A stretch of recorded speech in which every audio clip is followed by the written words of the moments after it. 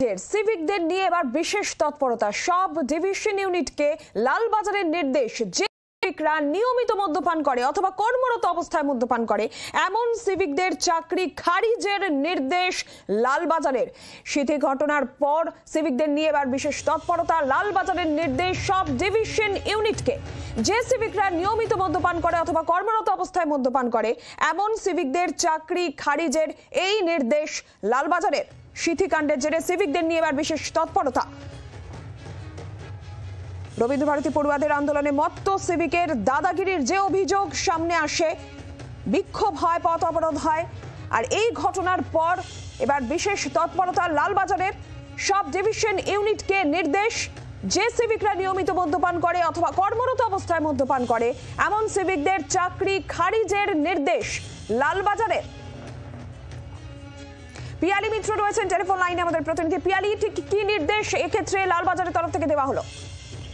একেবারে দেখো, অত্যন্ত গুরুত্বপূর্ণ। আমরা দেখেছিলাম যে আরজি করের যে খুন এবং ধর্ষণের ঘটনা, আর সেই ঘটনাতে একজন সিভিক ভলেন্টিয়ার যিনি কলকাতা পুলিশের পোস্টিং, তাকে বাইক নিয়ে যেতে দেখা গিয়েছিল এবং সেই সিভিক ভলেন্টিয়ারকে গ্রেপ্তার করা হয়। এখনো পর্যন্ত এই গোটা ঘটনাতে এখনো পর্যন্ত সিবিআইও একজনকেই গ্রেপ্তার করে রেখেছে। ইতিমধ্যেই গতকাল রাত্রিবেলা আরো একজন সিভিক ভলেন্টিয়ারের কীর্তি সামনে আসে।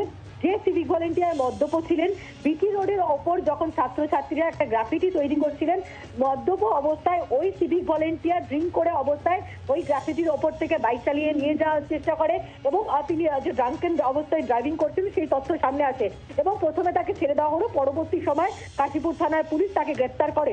এই ঘটনার পরে অবশেষে লালবাজার কিন্তু নড়ে চড়ে বসেছে।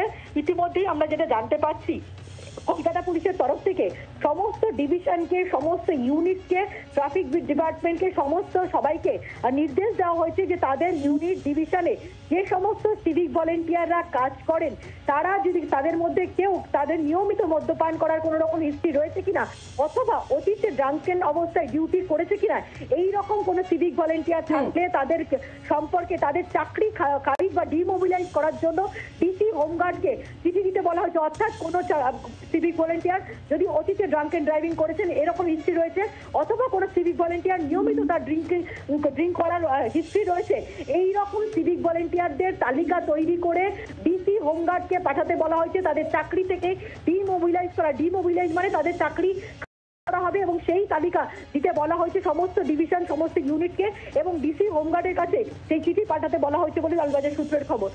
ধন্যবাদ পিয়ালি।